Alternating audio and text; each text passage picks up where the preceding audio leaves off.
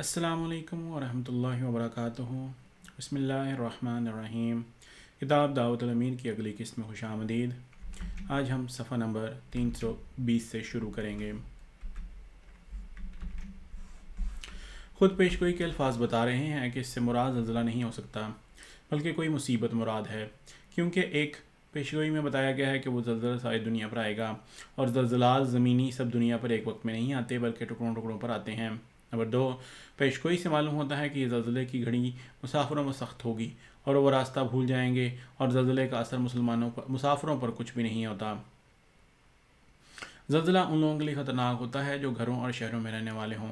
वो मुसीबत जिससे मुसाफिर को रास्ता भूल जाए वो कहीं का कहीं मारा मारा फिरे जंग ही होती है, क्योंकि जंगी लाइनों को चीर कर वो बाहर जा नहीं सकता और इधर उधर भागा भागा फिरता है। नंबर 3, पेशगोई से मालूम होता है कि ज़माने का असर खेतियों और बागों पर भी होगा और ज़ल्ज़ाल अर्ज़ी का अक्सर असर खेतों और बागों पर नहीं होता है। खेतों और बागों पर जंग का ही असर होता है, क्योंकि दोनों तरफ की तोपों से वो बिल्कुल बर्बाद हो जाते हैं। और कभी ऐसा होता है कि जंगी फ़वाइद को मद्देनज़र रख कर खेत और बागात काट दिए जाते हैं। नंबर 4, पेशगोई से मालूम होता है कि परिंदों पर भी इस सिलसिले का असर शदीद तर होगा और वो अपनी बोलियाँ भूल जाएंगे और उनके हवास उड़ जाएंगे। ये असर भी ज़ाहिरी ज़ल्ज़ले का नहीं होता, क्योंकि थोड़ी देर इसकी हरकत रहती है और अगर परिंदे हवा में उड़ जाएं तो उनको इसका एहसास भी नहीं होता। मगर जंग में ये बात पाई जाती है कि बावजह रात और दिन की गोलाबारी और दरख्तों के कट जाने के जानवर ऐसे इलाकों में से करीबन मफकूद हो जाते हैं और उनके हवास उड़ जाते हैं।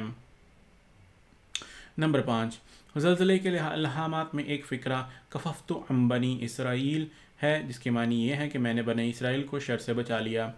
ज़ाहिरी ज़ल्ज़ले से इस अमर का कोई ताल्लुक़ नहीं, इसलिए इन इल्हामात से कोई ऐसा सही वाक़या मुराद था जिससे बनी इसराइल को फ़ायदा पहुँचे, और ये मैं आगे बयान करूँगा कि ये भी जंग अज़ीम की अलामत थी जो पूरी हुई। मैं ये भी बताऊँगा कि इस पेशगोई का ज़िक्र कुरान करीम में भी है। नंबर 6, अल्फाज इल्हाम से मालूम होता है कि ये जंग है, क्योंकि ज़ल्ज़ले के इल्हामात में बताया गया है कि फ़िरौन और हामान और उनके लश्कर गलती पर थे, और ये मालूम होता है कि जर्मन कैसर की तरफ इशारा है जो अपने आप को अल्लाह ताला का कायम मुकाम बताता था। जिस तरह फ़िरौन अपनी निस्बत कहता था कि अना रब्बुकुमुल आला, अन्नज़ात सूरह नाज़ियात आयत 25, और इसका वज़ीर शाह ऑस्ट्रिया मुराद है, जो अपनी हस्ती कोई नहीं रखता था बल्कि जर्मन वॉरलॉर्ड के हुक्म और इशारे पर चलता था। अगर ज़ल्ज़ले से ज़ाहिरी ज़ल्ज़ला मुराद लें तो इन्ना फ़िरऔन व हामान व जुनूदहुमा कानू ख़ातिईन के मानी करने मुश्किल हो जाते हैं। नंबर 7, ज़ल्ज़ले के इन अल्हामों के साथ इन्नी माअकल अफ़वाजी अतीका बग़ततन का अल्हाम भी बार बार हुआ, जिससे मालूम होता है किसी जंग ही की तरफ इशारा है। नंबर 8, इल्हामात से मालूम होता है कि आतिशफ़शां पहाड़ फूटेगा और इसके साथ अरब की मसलतें वाबस्ता होंगी और वो घरों से निकल खड़े होंगे, और ये मजमून ज़ाहिरी ज़ल्ज़ले पर हर किस चस्पा नहीं हो सकता। इससे साफ मालूम होता है कि आतिशफ़शां से मुराद वो तबाही का मख्फी जोश है जो किसी वाक़े की वजह से उबल पड़ेगा, और उस वक्त अरब भी देखेंगे खामोश रहना उनके मसाले के ख़िलाफ़ है, और वो भी अपने घरों से निकल खड़े होंगे और इस मौके से फ़ायदा उठाएंगे। नंबर 9, इल्हामात में बताया गया है कि उस दिन बादशाहत अल्लाह ताला के कब्ज़े में होगी। इससे भी मालूम होता है कि हुकूमतें कमज़ोर हो जाएंगी और अल्लाह ताला अपनी हुकूमत ज़ोरदार निशानों से कायम करेगा। नंबर 10, एक इल्हाम यह है कि पहाड़ गिरा और ज़ल्ज़ला आया, और ये बात बच्चे तक जानते हैं कि तिब्बई ज़ल्ज़लाल पहाड़ गिरने के नतीजे में नहीं पैदा होते बल्कि ज़ल्ज़लों के सबब से पहाड़ गिरते हैं। बस मालूम हुआ कि पहाड़ गिरने और ज़ल्ज़ला आने से तिब्बई ज़ल्ज़ला मुराद नहीं बल्कि इस्तारतन कुछ और मुराद है। वो यही है कि कोई बड़ी मुसीबत आएगी जिसके नतीजे में दुनिया में ज़ल्ज़ला आएगा और लोग एक दूसरे से जंग करने लगेंगे। चौथा सबूत इस बात का कि ज़ल्ज़ले से मुराद कोई और आफत थी यह है कि उन्हीं दिनों के दूसरे इल्हामात भी एक जंग अज़ीम की तरफ इशारा करते थे, जैसे ये इल्हाम कि लंगर उठा दो, यानी हर कौम अपने बेड़ों को हुक्म देगी कि वो हर वक्त समंदर में जाने के लिए तैयार रहें, और इस तरह ये इल्हाम की कश्तियाँ चलती हैं ताहों कश्तियाँ, यानी कसरत से जहाज़ इधर से उधर और उधर से इधर फिरेंगे और बहरी जंग का मौका तलाश करेंगे। ये बात साबित कर देने के बाद कि इस पेशगोई में ज़ल्ज़ले से मुराद जंग अज़ीम है वो पिछले दिनों हुई है, अब मैं इस पेशगोई के मुख्तलिफ़ अज्जा के मतलब बयान करना चाहता हूँ कि वो किस तरह पूरे हुए। सबसे पहले तो ये देखना चाहिए कि इस पेशगोई में ये बताया गया था कि इसकी इब्तिदा इस तरह होगी, कोई मुसीबत नाजिल होगी और इसके नतीजे में तमाम दुनिया पर ज़ल्ज़ला आएगा, चुनांचे इसी तरह जंग की इब्तिदा हुई। ऑस्ट्री हंगरी के शहजादे और बेगम के कत्ल की मुसीबत उस जंग के छिड़ने का बाइस हुई, न कि दूल के सियासी इख्तलाफात। दूसरी बात इस पेशगोई में ये बताई गई थी कि इस आफत अजीमा का असर सारी दुनिया पर होगा। चुनांचे ये बात नहायत रोज़ रोशन की तरह पूरी हुई। इससे पहले एक भी मुसीबत ऐसी नहीं आई जिसका असर इस वसत के साथ सारी दुनिया पर पड़ा हो। यूरोप तो खुद इस जंग का मरकज़ ही था, एशिया भी इसमें मुलव्वस हुआ। चीन में जंग हुई, जापान जंग में शरीक हुआ, हिंदुस्तान इस जंग में शामिल हुआ और जर्मन जहाज़ ने हिंदुस्तानी साहिलों पर हमले किए। ईरान में अंग्रेज़ी फ़ौजों की तुर्कों से जंग हुई और जर्मन कौंसल के साथ ईरानियों का फसाद हुआ। इराक़, शाम, फ़लस्तीन, साइबेरिया में जंग हुई। अफ्रीका में भी चारों कोनों पर जंग हुई। जनूबी इलाके में साउथ अफ्रीका की हुकूमत ने जर्मन वेस्ट अफ्रीका पर हमला किया और ख़ुद जनूबी अफ्रीका में बगावत हुई। मशरक़ी अफ्रीका में जर्मन नौआबादी में जंग हुई। मगरबी साहिल पर कैमरान में जंग हुई। मगरबी साहिल पर नहर सुइस और मिस्र की सरहद मुल्हिका तराबलस पर जंग हुई। ऑस्ट्रेलेशिया के इलाके में जर्मन जहाज़ ने हमला किया और आखिर पकड़ा गया और न्यू गायना में जंग हुई। अमेरिका के साहिल पर अंग्रेज़ों और जर्मन बेड़ों में जंग हुई और कनाडा और रियासत मुत्तहिदा जंग में शामिल हुई और जनूबी अमेरिका की मुख्तलिफ़ रियासतों ने भी जर्मन के ख़िलाफ़ ऐलान जंग किया। गर्ज़ दुनिया को इलाका नहीं जो इस जंग के असर से महफूज रहा हो। एक अलामत ये बताई गई थी कि पहाड़ और शहर उड़ाए जाएंगे और खेत बर्बाद होंगे। सो ऐसा ही हुआ। बीसियों पहाड़ियाँ कसरत गुलाबारी और सुरंगों के लगाने से बिल्कुल मिट गईं और बहुत से शहर बर्बाद हो गए, हत्ता कि अरबों रुपया जर्मन को उनकी दोबारा आबादी के लिए देना पड़ा। और अब तक इस गर्ज के लिए वो तावान अदा कर रहा है और खेतों और बागों का नुकसान हुआ उनकी तो कुछ हद ही नहीं रही। जिस मुल्क की फ़ौज आगे बढ़ी उसने दूसरे मुल्क के खेत और शहर उजाड़ दिए और सबसे का नामो निशान बाकी ना छोड़ा। और चूँकि हज़ारों मील पर तोपखाने का फैलाव था, इससे भी इस कदर नुकसान हुआ जिसका अंदाज़ा नहीं किया जा सकता। एक अलामत ये बताई गई थी कि जानवरों के होशो आवाज़ उड़ जाएंगे। सो ऐसा ही हुआ। जिन इलाकों में जंग हो रही थी वहाँ के जानवर हवास बख्ता होकर नेस्तो नाबूद हो गए। एक अलामत ये बताई गई थी कि ज़मीन उलट पलट हो जाएगी। चुनांचे फ्रांस, सरोया और रूस के इलाकों में गोलाबारी की कसरत से बाज़ जगह इस कदर बड़े बड़े गड्ढे पड़ गए कि नीचे से पानी निकल आया। और इस तरह खंदकों की जंग के तरीक़ पर जोर देने की वजह से मुल्क का हर हिस्सा खुद गया और ऐसा हुआ कि इन इलाकों को देख कर ये नहीं मालूम होता था कि ये इलाका कभी आबाद था, बल्कि ऐसा मालूम होता था कि भट्टों का ना ख़त्म होने वाला सिलसिला है, ये पहाड़ की गारें हैं। एक ये अलामत बताई गई थी कि नदियों के पानी खून से सुरख हो जाएंगे और खून की नदियाँ चलेंगी। सो बिला मुबालगा इसी तरह हुआ। बाज़ दफ़ा इस कदर खून रेजी हुई थी कि नदियों का पानी फिलवाकई मीलों मील तक सुरख हो जाता था और हर सरहद पर इस कदर जंग हुई कि कह सकते हैं खून की नालियाँ बह पड़ीं। एक ये अलामत बताई गई थी कि मुसाफिरों को साथ सख्त होगी और बाज़ इनमें से रास्ता भूले फिरेंगे। चुनांचे ऐसा ही हुआ। खुश्की पर फ़ौजों के फैल जाने से और समंदर में आबदोश जहाज़ों के हमलों से मुसाफिरों को जो तकलीफ़ हुई उसका अंदाज़ा नहीं किया जा सकता। और जिस कदर जंग शुरू हुई है इस वक्त हज़ारों लाखों आदमी दुश्मनों के ममालिक में घिर गए और बाज़ हज़ारों मील का चक्कर लगाकर घरों को पहुँचे। और जंग के दरमियान भी बहुत दफ़ा फौजी सिपाहियों को बाज़ नाकों के दुश्मन के कब्ज़े में चले जाने की वजह से सैकड़ों मील का सफ़र करके जाना पड़ता था और अंग्रेज़ सिपाही बावजह फ्रांस में मुसाफिर होने के रास्ता भूल जाते थे। चुनांचे इस किस्म के हवादिस की कसरत की वजह से आखिर फ़्रांसीसी ज़बान में उनकी रेजिमेंटों वगैरह के नाम तख्तियों पर लिखकर उनके गलों में लटकाए गए ताकि जहाँ जाएँ वो तख्तियाँ दिखाकर मंजिल मकसूद पर पहुँच सकें। एक ये अलामत बताई गई थी कि यूरोप जो कुछ इमारत तैयार कर रहा है वो मिटा दी जाएंगी। चुनांचे ऐसे ही हुआ। इस जंग के अलावा ज़ाहिरी इमारतों के गिराने के यूरोपियन तमद्दन की बुनियादों को भी हिला दिया है और अब वो इस जाल में से निकलने के लिए सख्त हाथ पाँव मार रहा है जो खुद उसके हाथों ने तैयार किया था, मगर कामयाब नहीं होता। और यकीनन दुनिया देख लेगी कि जंग से पहले का यूरोपियन तमद्दन अब कामयाब नहीं रहेगा, बल्कि इसकी जगह ऐसे तरीक़ और ऐसे रसूमात ले लेंगे जो कि आखिर इसे इस्लाम की तरफ तवज्जो करना पड़ेगी। और ये खुदा की तरफ से मुकद्दर हो चुका है कि कोई इस अमर को रोक नहीं सकता। एक अलामत ये बताई गई कि बनी इसराइल को जो तकलीफ़ पहुँच रही थी इससे वो बचा लिए जाएंगे। चुनांचे ये बात भी नहायत वजाहत के साथ पूरी हुई। इसी जंग के दौरान और इसी जंग के बायस से मिस्टर बिल्फोर मशहूर बरतानवी सियासतदान मुतअद्दिद ओहदों पर फायज रहा। ब्रिटिश कंजरवेटिव पार्टी में 50 साल तक अपनी पोजीशन बरकरार रखी। 1902 तक 1905 वज़ीर आज़म रहा। उसने वज़ीर ख़ारजा की हैसियत से ऐलान बिल्फोर 1917 के ज़रिए फ़लस्तीन को यहूद का कौमी वतन बनाने के मुतालबे की हिमायत की। द न्यू इंसाइक्लोपीडिया ब्रिटानिका जिल्द 1 सफ़ा 757 तक 758। ने जो वो अब लॉर्ड बल्फोर हैं इस बात का ऐलान किया कि यहूदी जो बेवतन फिर रहे हैं उनका कौमी घर यानी फ़लस्तीन को दे दिया जाएगा। और इत्तेहादी हुकूमतें इस अमर को भी अपना नस्बुल ऐन बनाएंगी कि इस जंग के बाद वो बेइंसाफ़ियाँ जो उनसे होती चली आई हैं दूर कर दी जाएँ। चुनांचे इस वादे के मुताबिक जंग के बाद फ़लस्तीन तुर्की हुकूमत से अलहदा कर लिया गया और यहूद का कौमी घर करार दे दिया गया। अब वहाँ हुकूमत इस तर्ज पर चलाई जा रही है कि किसी दिन वहाँ यहूद का कौमी घर बन सके। चारों तरफ से वहाँ यहूद जमा किए जा रहे हैं और उनका वो पुराना मुतालबा पूरा कर दिया गया है जो वो अपने कौमी इज्तिमा के मतलब पेश करते चले आ रहे थे। इस अलामत के मतलब एक अजीब बात यह है कि इसकी तरफ कुरान करीम ने भी इशारा किया है। सूरह बनी इसराइल में आता है, वक़ुल्ना मिन बअदिहि लिबनी इस्राईल अस्कुनुल अर्द फ़इज़ा जाअ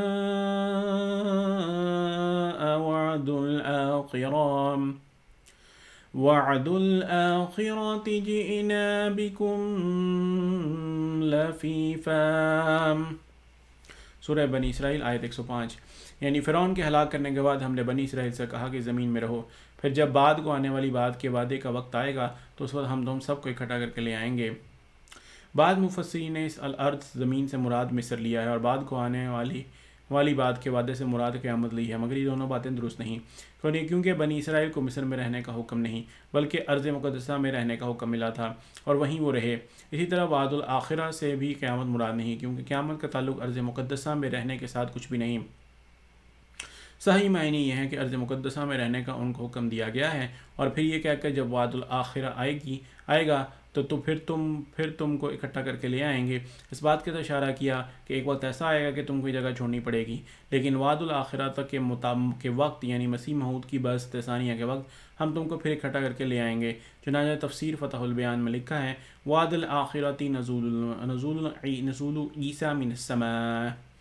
तफसीर फ़तहुल बयान मौलफ़ा अबू तैयब सदीक़ बिन हसन तफसीर सूरह बनी इसराइल ज़ेर आयत फ़इज़ा जाअ वादुल आखिरा जिल्द 5 सफ़ा 371 मतबूआ मिस्र 1301 हिजरी। इसी सूरत के पहले रकू में अल्लाह ताला ने यहूदियों के मुतल्लिक़ दो ज़मानों का जिक्र किया है, जिनमें से दूसरे ज़माने के मुतल्लिक़ फरमाता है,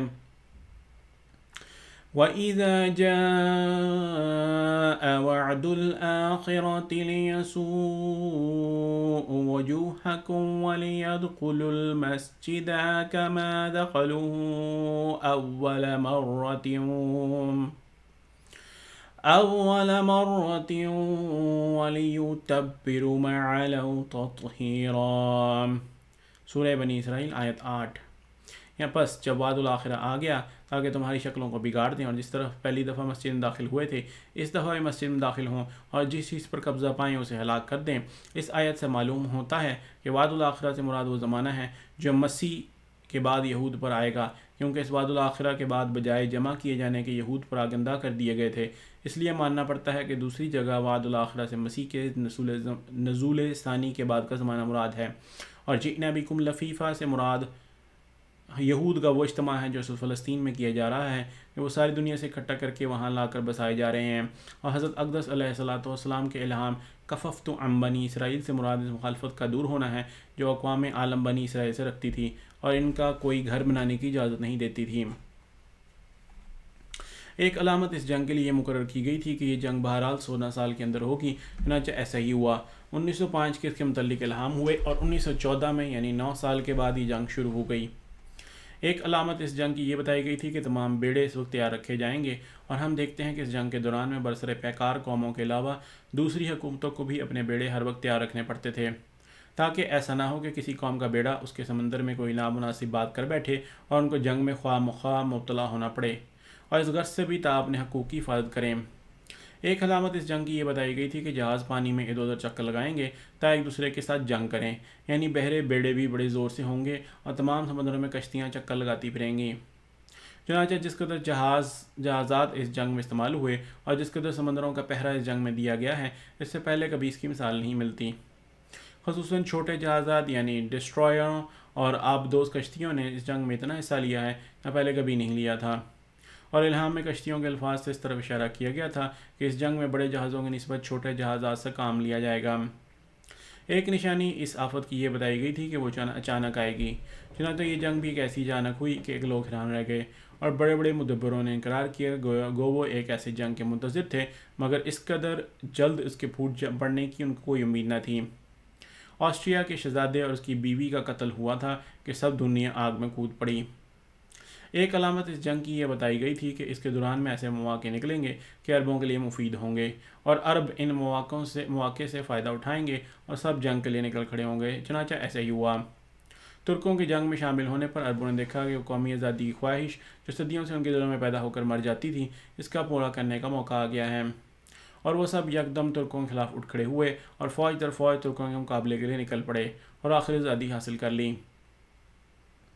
एक अलामत ये थी कि जिस तरह मेरा जिक्र मिट गया है, इस तरह घर बर्बाद कर दिए जाएंगे। चुनांचे ऐसे ही हुआ। सबसे ज़्यादा अयाशी में मुब्तला इलाका फ़्रांस का मशरक़ी इलाका था। तमाम यूरोप को शराब वहाँ से पहुँचाई जाती थी और ऐशो इशरत को पसंद करने वाले कुल मगरबी ममालिक से वहाँ जमा होते थे। इस इलाके को सबसे ज़्यादा नुकसान उठाना पड़ा। जिस तरह खुदा का जिक्र वहाँ से मिट गया था, वहाँ के दरो दीवार इसी तरह मिटा दिए गए। एक अलामत ये बताई गई थी कि हमारी फ़तह होगी, यानी जिस हुकूमत के साथ मसीह मऊद की जमात होगी उसको फ़तह हासिल होगी। चुनांचे ऐसे ही हुआ। अल्लाह ताला ने मसीह मऊद की दुआओं के तुफ़ैल बरतानिया को उस खतरनाक मुसीबत से निजात दी। को उसके मुदब्बिर तो ये ख्याल करते होंगे कि उनकी तदबीरों से ही फ़तह हुई है, लेकिन अगर वाक़यात पर एक तफसीली नज़र डाली जाए तो मालूम होता है कि हैरतअंगेज़ इत्तफ़ाक़ात अंग्रेज़ों की फ़तह का मौजब हुए, जिससे ज़ाहिर होता है कि यह फ़तह आसमानी दखल अंदाजी से हुई है और ना कि सिर्फ इंसानी तदबीर से। एक अलामत जो अपने अंदर कई निशानात रखती है, ये बताई गई थी कि इस जंग में ज़ार का हाल बहुत ही ख़राब होगा। जिस वक्त ये पेशगोई की गई थी, उस वक्त के हालात इसके अल्फाज के पूरा होने के बिल्कुल मुखालिफ थे, मगर पेशगोई पूरी हुई और हर एक के लिए हैरत का मौजब बनी। इस पेशगोई में दरहकीकत कई पेशगोइयाँ हैं और इसमें बताया गया है कि सावत उस्मा तक ज़ार को कोई नुकसान नहीं पहुँचेगा। जब ये जंग होगी उस वक्त उसको सदमा पहुँचेगा, लेकिन सदमा इस किस्म का नहीं होगा कि वह मारा जाए, क्योंकि जो शख्स मारा जाए उसकी निस्बत ये नहीं कहा जाता कि उसका हाल ज़ार है।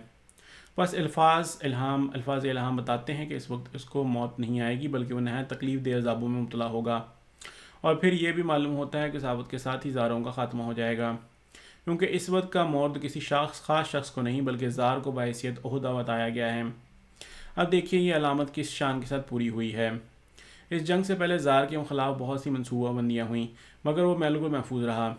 इसके बाद ये जंग हुई और अल्लाह ताला का बताया हुआ वक्त आ गया, तो इस तरह अचानक वो पकड़ा गया कि सब लोग हैरान हैं। जैसा कि हालात से मालूम होता है, जिस वक्त रूस में फसाद फूटता है उस वक्त ज़ार रूस सरहदों पर फ़ौजों के मुआयने के लिए गया हुआ था, और जब वो दार खिलाफत से चला है उस वक्त कोई ऐसा फसाद ना था। इसके बाद गवर्नर की बाज़ गलतियों से जोश पैदा हुआ, लेकिन हुकूमतों में इस किस्म के जोश तो पैदा हो ही जाते हैं, और इस कदर मजबूती से कायम हुकूमतें ऐसे जोशों से एकदम नहीं मिट जाती। मगर अल्लाह ताला इस मौके पर काम कर रहा था। ज़ाहिर उसने लोगों में जोश की हालत मालूम करके गवर्नर को सख्ती करने का हुक्म दे दिया, मगर इस दफ़ा सख्ती ने खिलाफ मामूल असर किया। लोगों का जोश और भी बढ़ गया। बादशाह ने इस गवर्नर को बदल कर एक और गवर्नर मुकर्रर कर दिया और ख़ुद दारुल-खिलाफा की तरफ चला, ताकि उसके जाने से लोगों का जोश ठंडा पड़ जाए। मगर रास्ते में उसे इत्तला मिली कि लोगों का जोश तेज़ी से पर है और यह कि इसको इस वक्त दारुल खिलाफा की तरफ नहीं आना चाहिए। मगर बादशाह ने इस नसीहत की परवाह न की और ख़्याल किया कि इसकी मौजूदगी में कोई शोर नहीं हो सकता, और आगे बढ़ता गया। कुछ ही दूर ट्रेन आगे गई थी कि मालूम हुआ कि बगावत हो गई है और बागियों ने दफातर वजारत पर कब्ज़ा कर लिया है और मुल्की हुकूमत कायम हो गई है। ये सब कुछ एक ही दिन में हो गया, यानी 12 मार्च 1917 की सुबह से शाम तक दुनिया का सबसे बड़ा और सबसे ज़्यादा इख्तियार रखने वाला बादशाह, जो अपने आप को ज़ार कहता था, यानी किसी की हुकूमत ना मानने वाला और सब पर हुकूमत करने वाला, वह हुकूमत से बेदखल होकर अपनी रियाया के मातहत हो गया। और 15 मार्च को मजबूरन उसे अपने हाथ से ऐलान लिखना पड़ा कि वो और उसकी औलाद तख्त रूस से दस्तबरदार होते हैं। और हज़रत अक़दस अलैहिस्सलाम की पेशगोई के मुताबिक ज़ारों के ख़ानदान की हुकूमत का हमेशा के लिए ख़ात्मा हो गया। मगर अभी अल्लाह ताला के कलाम के बाद हिस्सों का पूरा होना बाकी था। निकोलस ज़ार रूस टू ऑफ रशिया 1868 से 1918 रूसी शहनशाहों में से आखिरी शहनशाह था। 26 मई 1895 मास्को में उसकी ताजपोशी हुई। मुतल्लक़ अनान और जाबिर था। इनकलाब रूस ने मार्च 1917 में से तख्त से दस्तबरदार होने पर मजबूर कर दिया। इससे पहले महल ज़ार स्कोये सेलो और फिर टोयोसिक में कैद रखा गया। 16 जुलाई 1918 को बालिशकों ने एकाटेरिनबर्ग के एक तहखाने में इसके ख़ानदान समेत उसे कत्ल कर डाला। उर्दू जामिया इंसाइक्लोपीडिया जिल्द दोम सफ़ा 1741 मतबूआ लाहौर 1988 इंसाइक्लोपीडिया ब्रिटानिका 11वां एडिशन जिल्द 19 सफ़ा 655। सानिया ज़ार रूस ये समझा था कि वो हुकूमत से बेदखल होकर अपने और बीवी बच्चों की जान बचा लेगा और खामोशी से अपनी ज़ाती जायदादों की आमदन पर गुजारा कर लेगा, मगर उसका ये इरादा पूरा ना हो सका। 15 मार्च को वो हुकूमत से दस्तबरदार हुआ और 21 मार्च को कैद करके सेकोसेलियो भेज दिया गया और 22 को अमेरिका ने और 24 को इंग्लिस्तान, फ्रांस और इटली ने बागियों की हुकूमत तस्लीम कर ली और ज़ार की सब उम्मीदों पर पानी फिर गया। फिर उसने देख लिया कि उसकी दोस्त हुकूमतों ने जिनकी मदद पर उसे भरोसा था और जिनके लिए वो जर्मन से जंग कर रहा था, एक हफ्ते के अंदर अंदर उसकी बागी रियाया की हुकूमत तस्लीम कर ली है और उसकी तायद में कमज़ोर सी आवाज़ भी नहीं उठाई, मगर इस तकलीफ़ से ज़्यादा तकलीफ़ें उसके लिए मुकद्दर थीं ताकि वो अपनी ज़ार हालत से अल्लाह ताला के कलाम को पूरा करे। गो वो कैद हो चुका था, मगर रूस की हुकूमत की भाग शाही ख़ानदान के एक फ़र्द शहज़ादा दलवाओ के हाथ में थी, जिसकी वजह से कैद में उसके साथ एहतराम का सलूक हो रहा था और वहाँ वो अपने बच्चों समेत बागबानी और किसी किस्म के दूसरे शोलों में वक्त गुजारता था। मगर जुलाई में शहज़ादे को भी अलहदा होना पड़ा और हुकूमत की बाकंस्की अलेक्जेंडर फेडरोविच 1881 से 1970 रूसी सियासतदान जो रूसी इनकलाबी सोशलिस्ट पार्टी से ताल्लुक़ रखता था, 1912 में वो फोर्थ डमा के लिए मुंतखब हुआ। इसके बाद वज़ीर कानून और वॉर मिनिस्टर बनाया गया।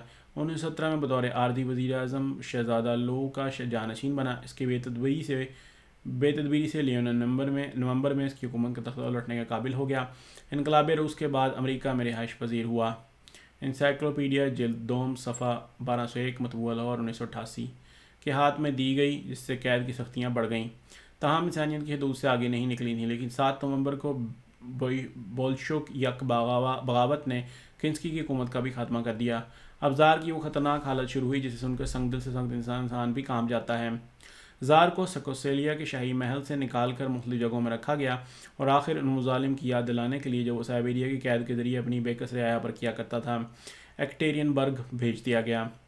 ये एक छोटा सा शहर है जो जबल योरल की मशरक़ की तरफ वाक़ है और मॉस्को से 1440 मील के फासले पर है और इस जगह पर वो सब मशीनें तैयार होती हैं जो साइबेरिया की कानों में जहाँ रूसी पॉलिटिकल कैदी काम किया करते थे इस्तेमाल की जाती हैं। गोया हर वक्त उसके सामने उसके अमाल का नक्शा रखा रहता था। सिर्फ जहनी अजाबों पर इक्तफ़ा नहीं की गई, बल्कि स्वीट ने उसके खाने पीने में भी तंगी शुरू कर दी और उसके बीमार बच्चे को वहशी सिपाही उसके और उसकी बीवी के सामने नहायत बेदर्दी से मारते और उसकी बेटियों को नहायत ज़ालिमाना तरीके से दग करते, लेकिन इन मज़ालिम से उसका दिल ठंडा ना होता था और नई से नई जातें करते रहते थे।